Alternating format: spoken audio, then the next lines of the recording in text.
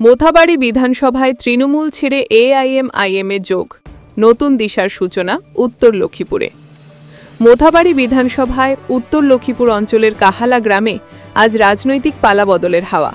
প্রায় ৩০০ জন তৃণমূল কংগ্রেস কর্মী ও সমর্থক দলত্যাগ করে অল ইন্ডিয়া মাজলিসে ইত্তেহাদুল মুসলিমিন এআইএমআইএমে যোগদান করলেন। এই যোগদান অনুষ্ঠানে উপস্থিত ছিলেন কালিয়াচক ২ ব্লকের সভাপতি জনাব সেতাউর রহমান। তিনি বলেন, মানুষ আজ প্রকৃত উন্নয়ন ও স্বচ্ছ রাজনীতির আশায় এআইএমআইএমের পতাকার নিচে একত্রিত হচ্ছে। যারা বছরের পর বছর অবহেলিত ছিলেন তারা আজ পরিবর্তনের পথে হাঁটছেন। আমাদের দল সাধারণ মানুষের কণ্ঠস্বর। স্থানীয় এলাকায় এই যোগদানকে কেন্দ্র করে উচ্ছ্বাস ও আশার জোয়ার দেখা গেছে।